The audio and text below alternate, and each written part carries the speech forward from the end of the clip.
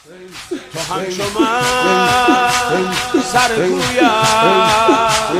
هزارها داری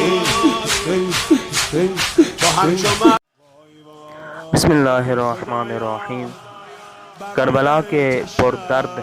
اور دلوں کو ہلا دینے والے واقعے کے بعد امام زین العابدین علیہ السلام نے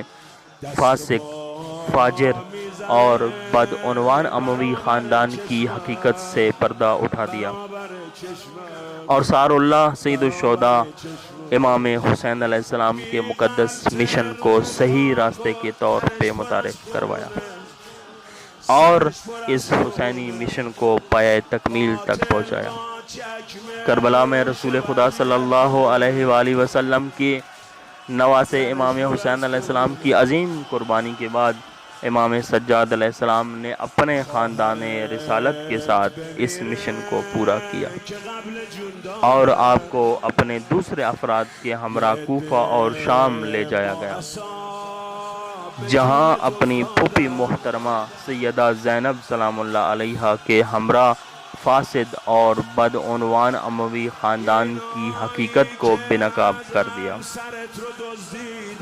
امام علیہ السلام نے کربلا سے شام اور زندان سے آزادی تک ایک خاص حکمت عملی اپنائی۔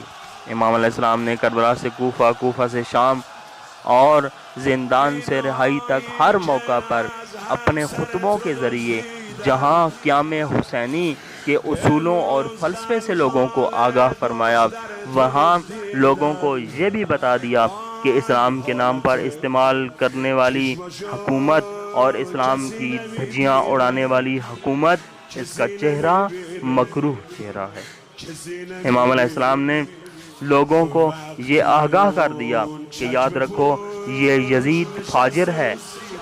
یہ یزید فاسق ہے، یہ یزید تارک الصلاۃ ہے، یہ یزید شرابی ہے، یہ زانی ہے۔ جہاں یزید کی شخصیت کو امام علیہ السلام نے لوگوں کے سامنے اجاگر کیا، وہاں پورے خاندان کی شخصیات کو امام علیہ السلام نے لوگوں کے سامنے رکھ دیا، اور جس کی بدولت شام کے عوام نے نہ صرف معاویہ سے یزید کے زمانے تک آل رسول کے متعلق جھوٹی تشہیر کی حقیقت کو سمجھ لیا، بلکہ پورے خاندان ابو سفیان کو امام علیہ السلام نے سمجھا دیا۔ مسجد، مجمع یزید کا دربار، خطیب یزید کا، اور علی علیہ السلام اور آل علی علیہ السلام کی مذمت کرنے لگا اور یزید کی تعریف کرنے لگا اور کربلا کے واقعے کی توجیح کرنے لگا۔ خطیب منبر پہ جب بیٹھا، خدا کی حمد و ثنا کی، امیر المؤمنین اور امام حسین علیہ السلام کے خلاف بدگوئیاں کرنے لگا۔ امام علیہ السلام نے مخاطب ہو کے ارشاد فرمایا اور بآواز بلند کہا، اے خطیب، وائے ہو تم پہ، افسوس ہو تم پہ کہ تم نے مخلوق کی خوشنودی کے وسیلے سے خالق کا غضب خرید لیا۔ اب تم دوزخ کی بھڑکتی ہوئی آگ میں اپنا ٹھکانہ تیار سمجھو اور خود کو اس کے لیے تیار کرو۔ اس کے بعد یزید سے مخاطب ہوتے ہوئے فرمایا